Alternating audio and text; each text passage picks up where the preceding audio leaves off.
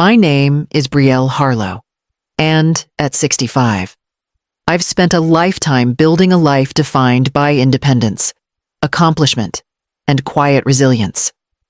I wake early, as always, savoring the hush before the Concord winter fully awakens. From the upper windows of my $6.2 million estate, the first snowfall dusts the long driveways and maples that line the property. The air is crisp, and the stillness feels like permission to pause, to breathe. Then my phone buzzes on the polished marble counter, breaking the calm. I glance at the screen and freeze. My son's name blinks back at me, along with a message I read and reread as if the words could rearrange themselves. We're keeping Christmas small this year, sorry. You're not included. A chill runs deeper than the morning frost outside. I set the phone down, staring out at the white landscape. My estate, the result of decades of work and careful planning, gleams in the soft sunlight, every window reflecting a life of order and accomplishment. And yet, the hollow ache in my chest belies all of it. I walk to the living room, my boots whispering against the hardwood floors, and let my gaze drift across the familiar furnishings, the hand-carved shelves, the modern artwork, the sleek leather chairs I selected with care. Each piece speaks of success, yet none can shield me from the sting of exclusion. My jaw tightens, and a slow, simmering anger begins to replace the initial shock.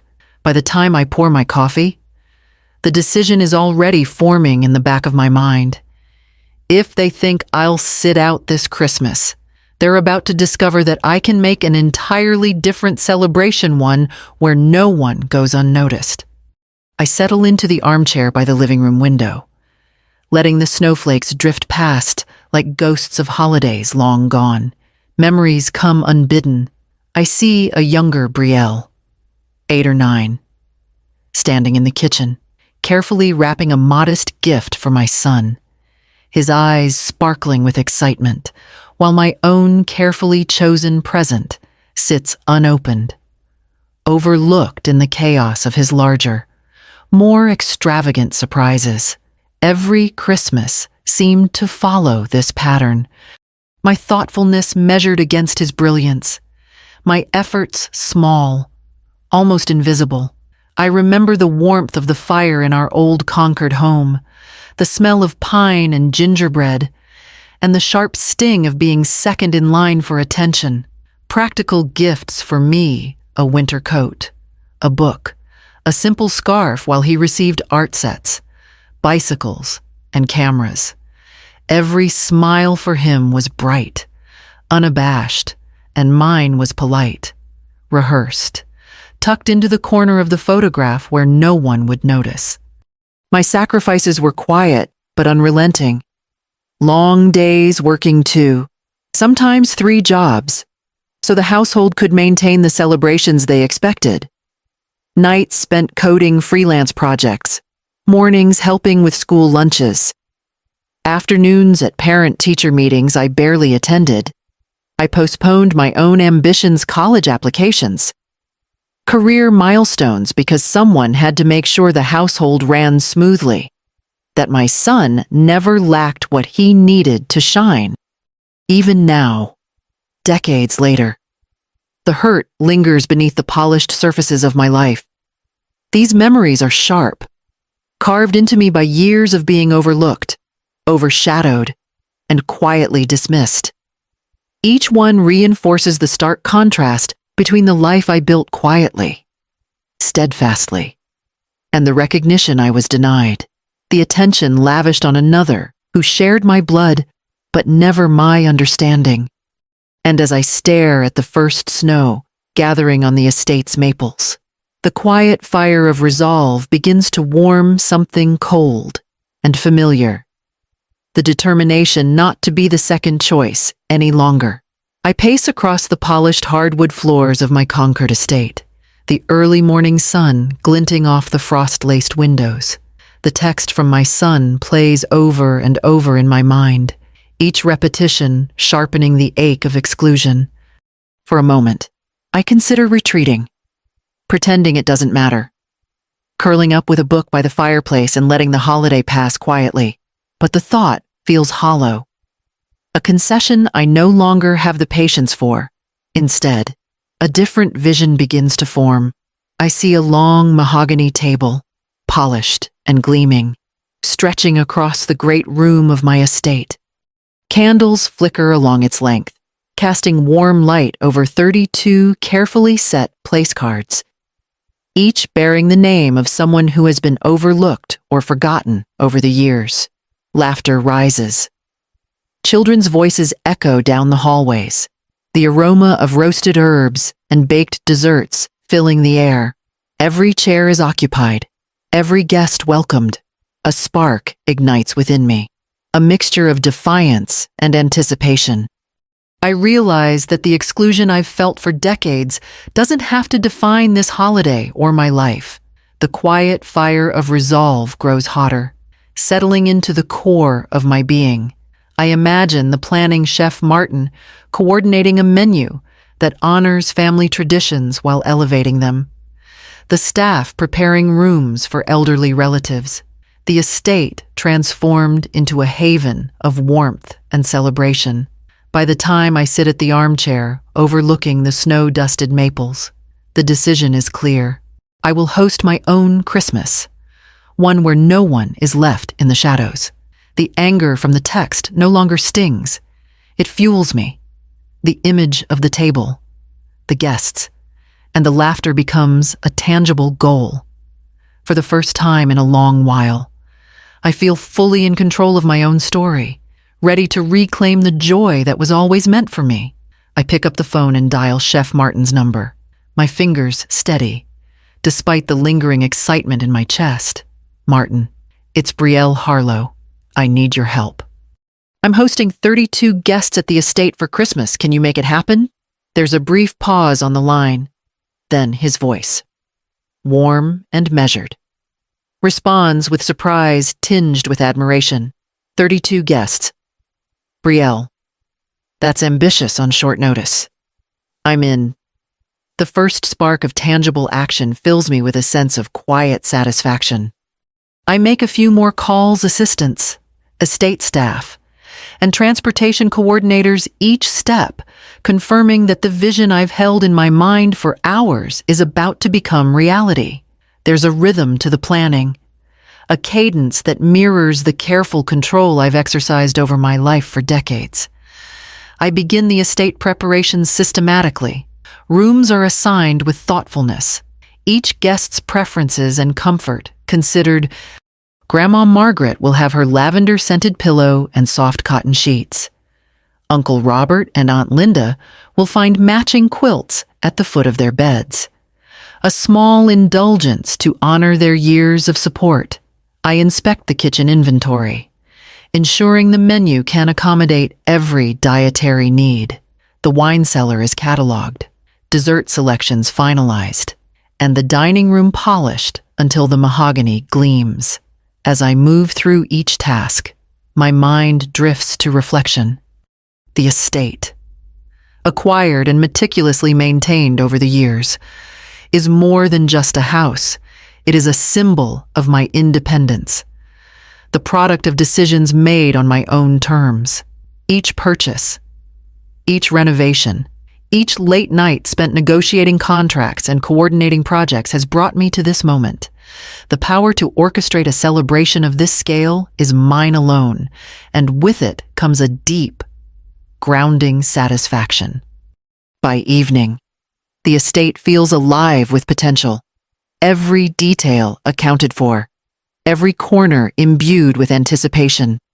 The snow continues to fall outside, layering the grounds in pristine white, a canvas for the celebration to come. I stand in the great room, surveying the polished floors and prepared guest rooms, and I feel a quiet thrill. This is more than a party. It is a declaration. The life I've built quietly, deliberately, is now my stage for validation. The fire of resolve burns stronger, steady and unshakable. The The morning light filters through frost-lined windows as I move purposefully through the estate, a checklist in my mind as precise as the plan I've envisioned.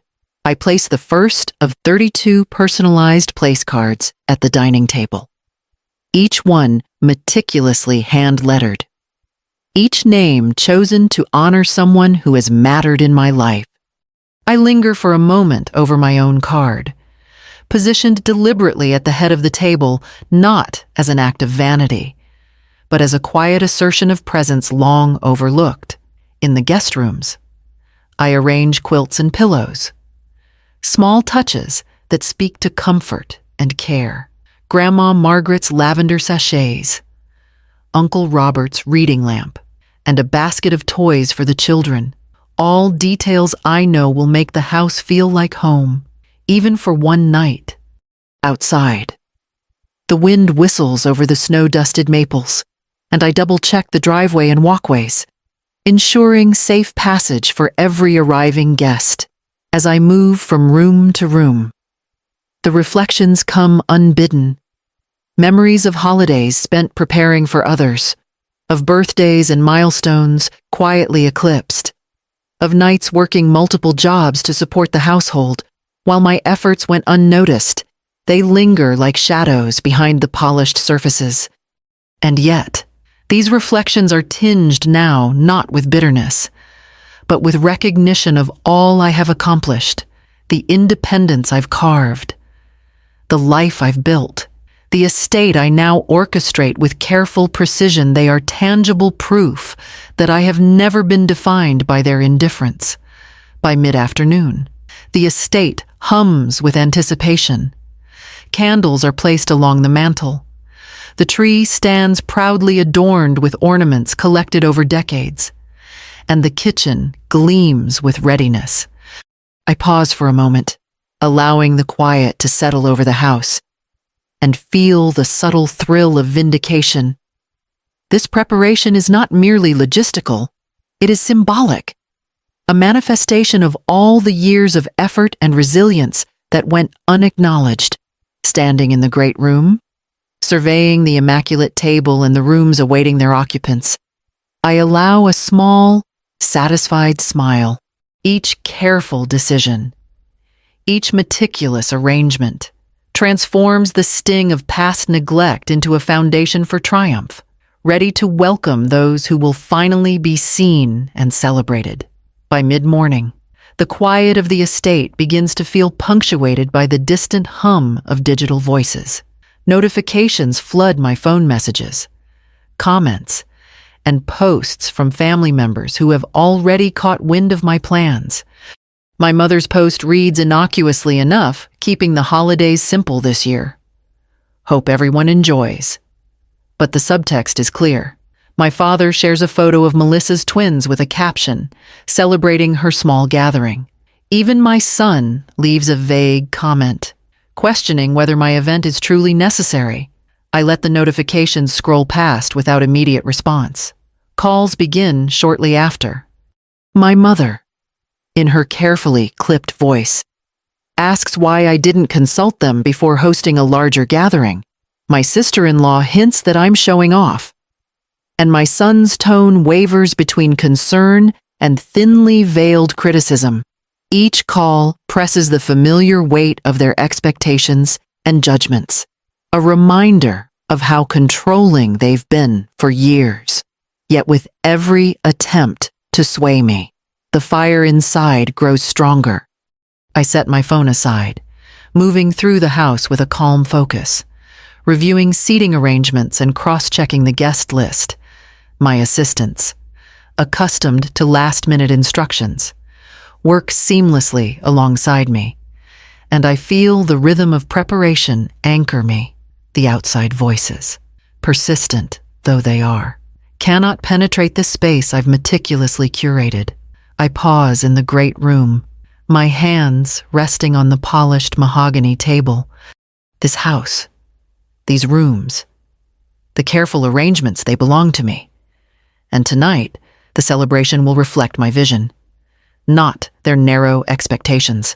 I breathe deeply, letting the tension settle into quiet defiance. Each challenge from my family reinforces why this gathering matters, why their exclusion cannot dictate the joy I intend to create. As the afternoon light shifts across the snow-dusted estate, I allow myself a small, private satisfaction. Their skepticism only heightens the anticipation, and I know the evening will prove more than words or warnings ever could. I am ready, composed, and fully in control of the story I am about to tell. The driveway curves beneath snow-laden maples, their branches bending under the weight of the first heavy flakes. One by one, cars arrive, bringing 32 guests who step cautiously onto the salted walkways, laughter spilling into the crisp evening air. Grandma Margaret hobbles down with her cane, a twinkle in her eye, while children dart ahead, cheeks pink and eyes wide with excitement. Cousins, neighbors, and friends I've long considered family follow, each one welcomed with a warmth that fills the entryway. Inside, the estate buzzes with life. The blizzard intensifies, wind rattling the outer windows. And moments later, a flicker and hum announce the generator's struggle. Lights dim, then fade, leaving the grand room bathed in the golden glow of candles arranged along the mahogany table. Gasps of surprise mix with delighted laughter. Plates clink, voices rise, and the scent of roasting herbs and fresh-baked pies wraps through the hallways. The moment feels suspended in time, fragile and magical. I move from room to room, greeting each guest, adjusting a place card here, tucking a blanket over a chair there. Children chase one another through corridors lined with holiday decorations, their laughter bouncing off high ceilings. Uncle Robert leans toward me, murmuring his appreciation for the thoughtful touches, and I catch Grandma Margaret quietly humming Silent Night, her voice trembling but clear. The room hums with connection. I've longed to see a gathering untainted by favoritism or expectation, filled only with genuine warmth. Even in the brief chaos, I feel an immense pride. The years of being overlooked, the quiet sacrifices and long nights of work, all converge in this singular moment. I watch the guests interact, the shy cousin finally sharing a joke, children delighting in surprise gifts, friends complimenting the table settings, and a wave of triumph rises within me. This is not about proving a point to my son or my parents. It is about creating joy where it was missing, about holding space for people who matter, and finally seeing that presence reciprocated. As the candles flicker in the encroaching storm, I step back to observe the room. Laughter, conversation, and the warmth of shared moments fill every corner. In that glowing, intimate light, I feel a profound catharsis. Exclusion, resentment, and past neglect have no place here. Tonight, connection, joy, and celebration reign, triumphant over the cold shadow of the outside world. By mid-morning, the first notifications begin to appear on my phone. Photos from last night's gathering, candles flickering, laughter frozen in smiles. 32 guests filling every chair are circulating among friends and relatives. Comments pour in hearts, words of admiration, and stories of gratitude from those who finally feel seen. The contrast is undeniable. My son's small table of 7, celebrated online by a few filtered images, suddenly seems diminished in comparison. I scroll through the posts with a quiet satisfaction, savoring the subtle irony, the care, thought, and warmth that went into every detail of the estate, the personalized place cards, the meticulously prepared rooms. The chef's elevated menu are now visible to all. Even the neighbors who had once whispered about my supposed extravagance now leave comments marveling at the joy and inclusivity of the evening. Then a text from my son appears. Tentative, hesitant. Mom, I see what you did last night. I allow myself a faint smile. Even he cannot ignore the scale, the energy, and the undeniable presence I commanded. My parents, too, are quietly observing through social media. Their previous dismissiveness is replaced with a mixture of surprise and, perhaps, the first flickers of awareness. I set the phone down, letting the validation settle over me like the gentle winter sun. The success of the gathering is no longer just mine to feel. Privately, it radiates outward, recognized, appreciated, and envied in equal measure. The joy created within the walls of my estate has become visible proof of my capability, my independence, and the life I've built with careful intention. In the quiet of the morning, I feel a deep, almost smug sense of vindication. The exclusion that once stung has been transformed into a public affirmation of worth. The warmth of laughter, the glowing faces of friends and family, and the collective awe of those watching from afar confirm one truth. The celebration I created was real, meaningful, and entirely my own. The doorbell chimes, and I straighten in the hallway, steadying my breathing. A moment later, my parents step through the foyer, cautious and deliberate, each holding a worn photo album as if it were armor. Their eyes sweep across the great room, taking in the polished floors, the glowing candles, and the remnants of last night's celebration. They have seen the proof of my effort before even entering, and the weight of it seems to press against their shoulders. I invite them to sit, placing the albums on the coffee table between us.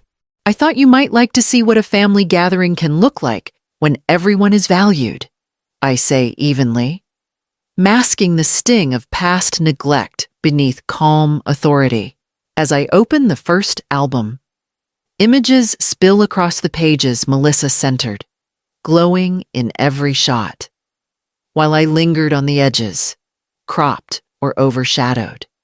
I place my MIT acceptance letter next, then a stack of college work records, and finally, my old pay stubs showing years of self-funded perseverance. Each artifact speaks louder than words ever could. Grandma Margaret, leaning lightly on her cane, speaks up from the side. I've seen it all. And Brielle, you've carried more than anyone knew. Her steady voice reinforces the evidence laid before my parents, underscoring the patterns they had ignored. The room grows quiet, heavy with the accumulation of decades of oversight and favoritism. They shift in their seats, murmuring apologies, hesitations, and a few defensive explanations. I listen without interruption, letting the gravity of the moment settle in. My aim is not vengeance, but clarity. I set firm boundaries, making it clear that respect, acknowledgement, and equitable treatment are non-negotiable, that my accomplishments are mine, and my happiness will not be contingent on their validation. As the conversation winds down, the tension softens, and a tentative reconciliation begins to take shape.